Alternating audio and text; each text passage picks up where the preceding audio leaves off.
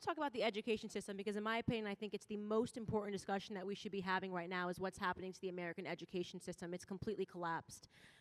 And if you look at what they're trying to do in terms of radically transforming the education system. So first they started this initiative, you know, when I was young, it was you have to go to college, you have to go to college, the pressure from the guidance counselors, go to college, you're going to be a failure, right? Well, when you think about that, those were really the early seeds for taking over the minds of children, making them think that the only way that you're going to be successful is to go to college, because as we're learning today, these people are going to school and they're learning to become activists. That used to be reserved on the college campus. We're seeing these people come out of college, they're angry, they're activists, they're coloring their hair purple, they're woke to the world, they can tell you about feminism, racism, sexism, give me an ism and they can tell you about it. But they can't do basic things like change a light bulb, right? So what we're doing right now is the education system, especially with this new initiative called critical race theory, which is an abomination. We'll get into that in a second. It's an absolute abomination. You're teaching children how to hate one another. It's the exact opposite of what Martin Luther King's dream was, right? Teaching people how to hate each other. To say to a child on the basis of their skin color, you are oppressed, is racism. To say to a child on the basis of their skin color, you are privileged, is racism. You do not get to look at somebody's skin color and assign a bunch of attributes to them. That's a literal definition of racism. But why are they starting this initiative?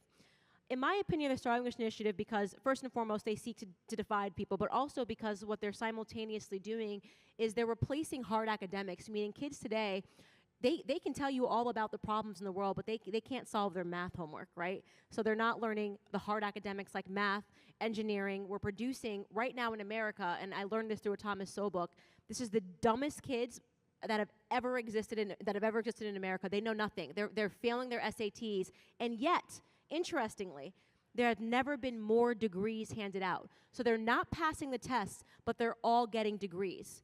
The question is why? Why are we handing out meaningless degrees in feminist dance theory, in Latinx studies, Latinx studies, which is like, if you even use the word Latinx, I can tell you real quick you're not a Latino, right? The whole language would have to be redone if you started replacing it with an X. Everything is a girl or a woman. They're teaching transgendered studies, you know, pick your gender. What do you think is the evil and the goal in doing this when these kids actually know nothing, but you're convincing them with these meaningless degrees that they know everything? Yeah, I think it's a diversion of the mind, man. You know, you got them thinking about this. This is important. Your gender, how you feel, and you know, all these other things are important. But that's not reality. You know, I wish that they would teach people, you know, to be married and to raise a family and to have integrity. And you know, I talk to a lot of people, this victim stuff that they create in people's hearts is I talk to people that disagree with me, and many of them come from a perspective of being a victim. I can never be this. This is the problem. This is where the problem is at. And the way I was raised and the way I look at it now is that focused on solutions. You know, work harder than everybody else. That has nothing to do with the color of your skin. You know, be a good person to other people. And it goes back to God to me. Like when I got saved, I started realizing that color don't mean nothing. We're all God's children, and we should treat each other that way. And at these universities, they want to divert your attention and make you think that white people hate black people and that black people are oppressed. And that is so far few in between that we shouldn't even be wasting our time arguing over that stuff. Is America racist? America is not racist. Aren't there people in America that are racist? Yes. People hate people since Jesus them days. And it goes both ways. When I was growing up, you could never bring a white girl home. Are you raise your hand if that's how you grew up. Just be honest. And I'm not trying to put nobody on blast, but it's like, you can't bring no white girl home. What's wrong with you, bro? You a sellout.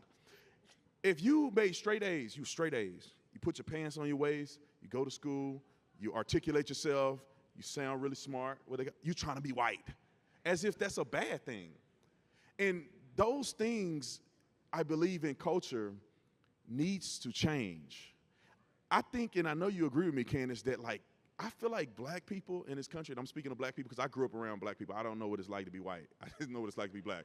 So I remember black people used to be way bolder, smarter, they demand when they come into a room, it's like, man, that brother's sharp, man, that brother is a leader. They walked around with their chest out and their head high. I mean, think about Martin Luther King in the protest. They had suits on. They getting sweaty with suits on. Martin Luther King coming out of jail just with his neck, his one button loose with a tie on. They were respectable. They were strong, bold. You see men leading. And now I just see emotionalism. I see the product of a failed marriage where single mom, and I'm not bashing single moms, but everybody out here know that that's not the way God designed it. Now, if you got the cards, play the cards that was dealt to you. But God wanted strong men to be in the family, leading these young men to be courageous and teaching them what to do, how to present yourself, how to go to a job interview, how to have courage. And we just have lost that. And now it's this feminization of men. Now they wearing dresses. Now they get into their feelings. If you are a man, you are not allowed to have a feeling. You don't, bruh, cry in the car.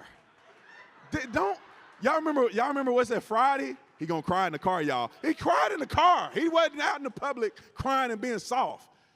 I'm just gonna be honest, man. What happened to men? And it's funny that you're talking about that, because what all of these things have in common, and especially when you look at the left, is that it's an attack on family, right? So whenever you look up at the left and you go, they seem to be running in so many different directions. Like, why are we talking about bathroom signs? Like, we have nothing more important to do than talk about bathroom signs. But like, yes, like, no, all bathroom signs need to be changed. And you're like, okay, well, what does that have to do with all, race? You need to focus on race. We need to talk about the transgender, agenda, kids picking their gender. There's now 27, genders, feminism, I hate men, the patriarchy. Why are all these women so angry? The Me Too movement. Well, what does all of this have in common? And the truth is that it's an attack on the family, right?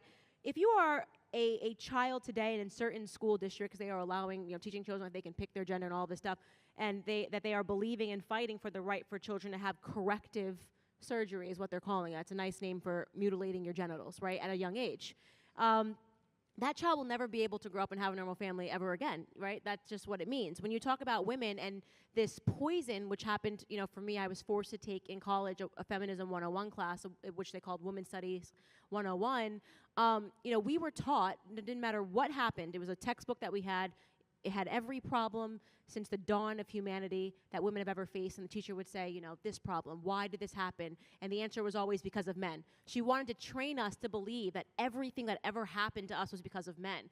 Well, what is she doing with that? She's making it so that we're wearing rose-colored glasses, and no matter what, we think men are horrible human beings, right? And that's an attack on the family, because you can't have a functional relationship if you look up and every time you see a man, you see a problem, right? At the same time, you have policies, I call it, baby mama culture, that are saying to women that you can do it by yourself, you can do it all by yourself, being a single mom, and listen, you can, right? But you shouldn't have to.